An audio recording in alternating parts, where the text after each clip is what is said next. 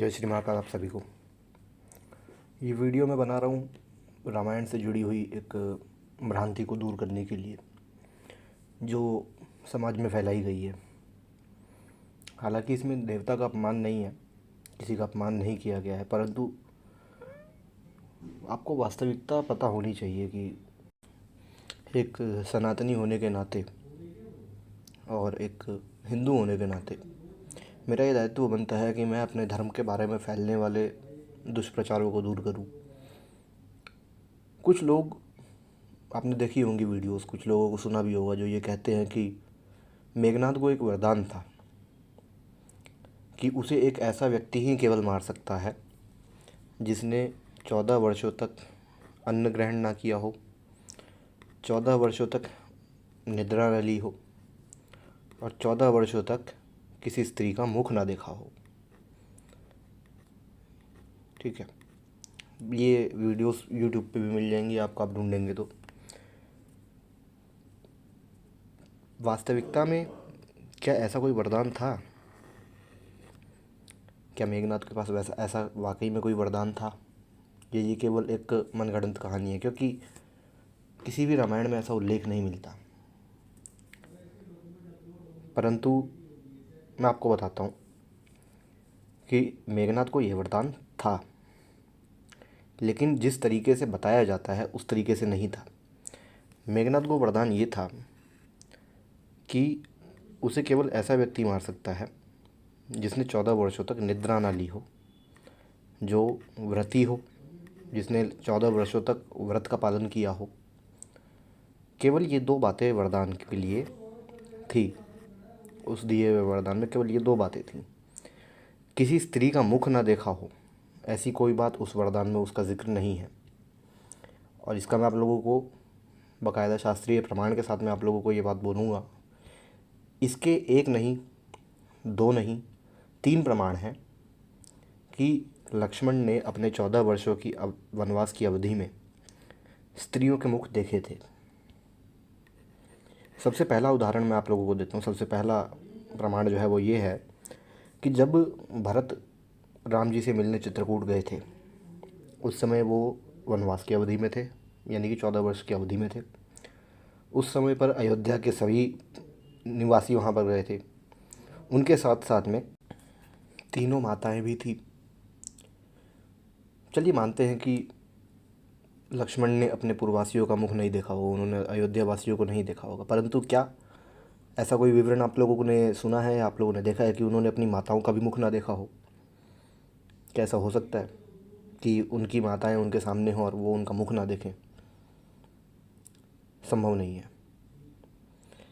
ना तुलसी रामायण में और ना वाल्मीकि रामायण में ऐसा कोई उल्लेख मिलता है। पहली बात।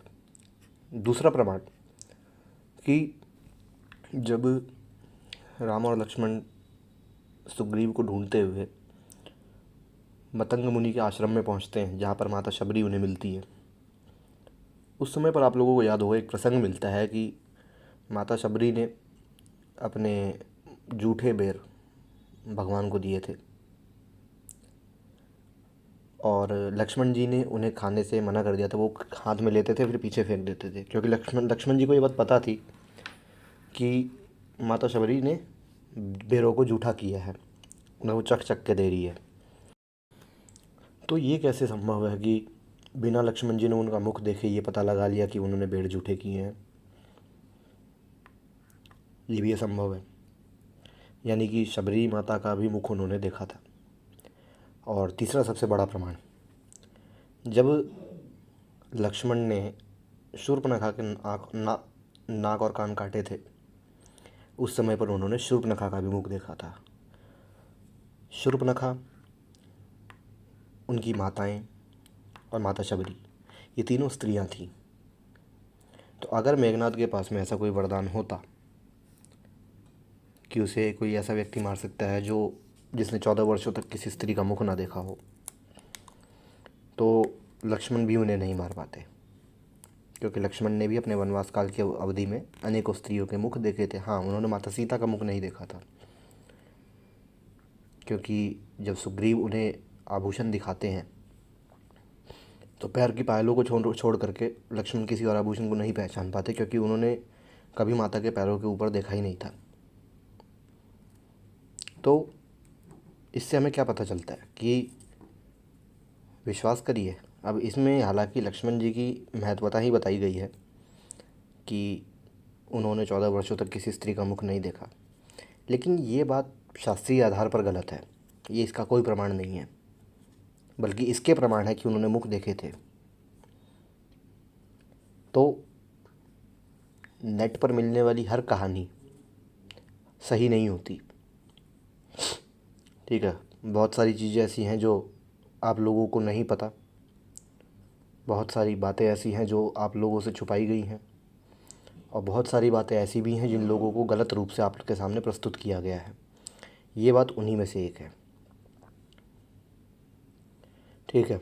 इसका कोई प्रमाण नहीं है, मैं जो बात बोल रहा हूँ इसका कोई प्रमाण नहीं है, लेकिन इस बात के प्रमाण कि उन्होंने शबरी माँ के, अपनी माताओं के और शूर्पणखा का मुख देखा था, इसके प्रमाण आपको मिल जाएंगे आप जब ढूंढेंगे तो इस भ्रांति से अपने आप को दूर रखिए, और नेट पर मिलने वाली हर चीज़ के ऊपर भरोसा मत करा करिए। मैंने जो बातें कही हैं ये सारी तर्कपूर्ण बातें हैं और सारी प्रामाणिक बातें हैं, और अगर किसी के पास में इसकी कोई काट हो तो मुझे बता दे आके, ठीक है। ऐसी ही एक कथा मैंने और सुनी है कि बाली का शरीर फटने लग गया था जब हनुमान जी से वो युद्ध करने के लिए बुलाने लगा था। तो वास्तविकता में बाली और हनुमान जी का कभी युद्ध नहीं हुआ, ठीक है। ये भी एक मनगढ़ंत कथा है। इस कथा का आधार क्या है ये मैं आप लोगों को हल्का सा हिंट दे देता हूँ।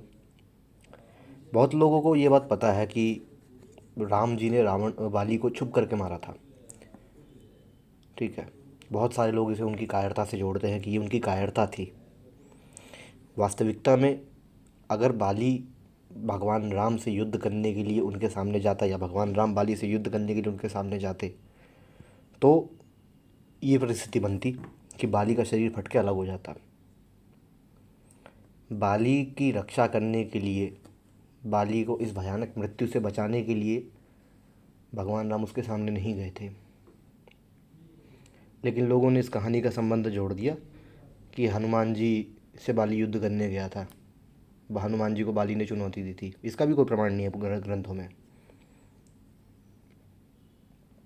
तो नेट पे दी हुई कोई भी चीज़ पढ़ने से पहले, उसको सुनने से पहले, उसको मानने से पहले अपना दिमाग थोड़ा सा चला लिया करिए कि क्या ये ऐसा हो सकता है या नहीं हो सकता। क्या हो सकता, किताबों में क्या लिखा है वो बात अलग है, लेकिन क्या ऐसा हो सकता है या नहीं हो सकता, ठीक है। अभी के लिए इस वीडियो में केवल इतना ही। मिलेंगे अगली वीडियो में। जय श्री महाकाल आप सभी लोगों को।